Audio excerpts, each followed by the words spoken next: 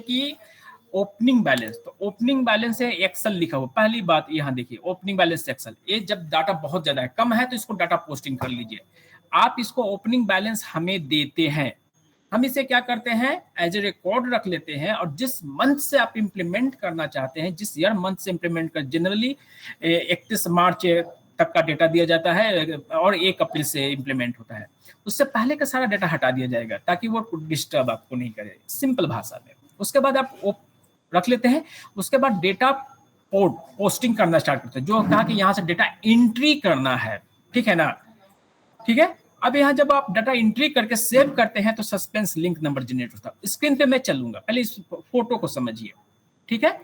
वहां पे suspense link number generate माने एक पेज बन गया। जैसे कि हमारे यहाँ कोई आदमी आके ज्वाइन किया तो क्या करेंगे, मास्टर में उनका नाम लिख लेंगे और सीएल वाला छुट्टी में एक पेज जोड़ देंगे। जैसे ही मास्टर में नाम करेंगे तो वो अधिकारी हो जाएंगे, भाई सीएल वाला पेज बना दीजिए, हम छुट्टी कैसे लेंगे। तो जैसा डाटा पोस्टिंग किए सस्पेंस लिंक नंबर जनरेट हो जाएगा, सस्पेंस लिंक पेज बोल दीजिए आप। यहाँ पे लिंक होता है लेकिन पेज, एक पेज बन गया। अब उस पेज क्या होता है, वो पार्टी से रिलेटेड होता है, किस एलोकेशन का, किस पार्टी से। अब उस पार्टी का जितने भी डेटा आएंगे जाएंगे, एमसीआर है, जेबी है, रिलेटेड है, हम कोशिश करेंगे एक ही जगह रखें, ताकि एक पार्टी से कितना लेन देन हमारे यूनिट को हुआ है वो हमारे पास एक रिपोर्ट में हमारे पास चल जाएगा, ठीक है।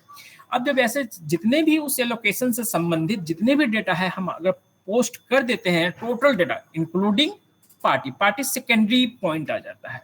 तब क्या हम करते हैं, तो सस्पेंस को कंफर्म करते हैं, इसको कंफर्म करते हैं, ठीक है।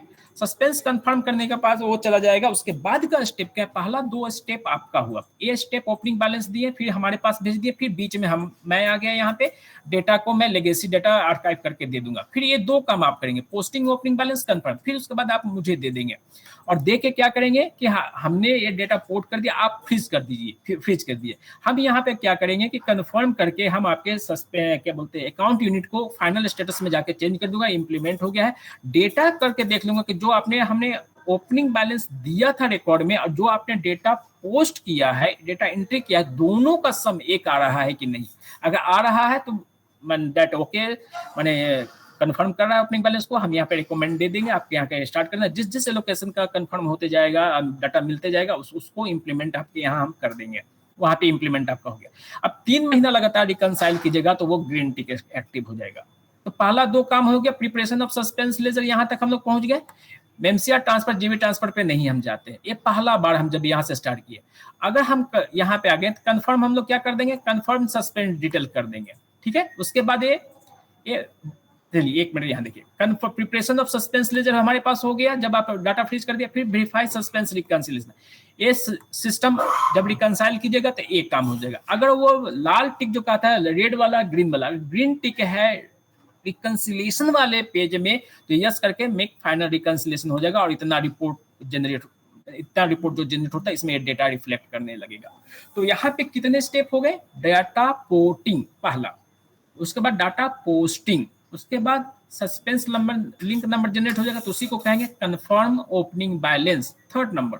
4th number preparation of suspense ledger data system करेगा, उसके बाद इसको रिकंसाइल करना, 4th नंबर का काम होगा। अगर रिकंसाइल में ग्रीन आ रहा है तो ओके कर देंगे, अगर रेड आ रहा है तो क्या करेंगे, यहाँ पे हम पहली बार में ही नो, तब इसको हम रिकंसाइल को डिकन्फर्म कर देंगे, जो सस्पेंस कंफर्म के डिकन्फर्म, फिर डिलीट या एडिट, जो काम करना है हम करेंगे, अगर सुधारना है तो सुधारेंगे, रेड आ रहा है तो उसको डिलीट करना क्या, अब फिर यहाँ जाके कंफर्म डाटा करेंगे, अब फिर ये होल जो है ये चारों अब घूमता रहेगा यहीं पे।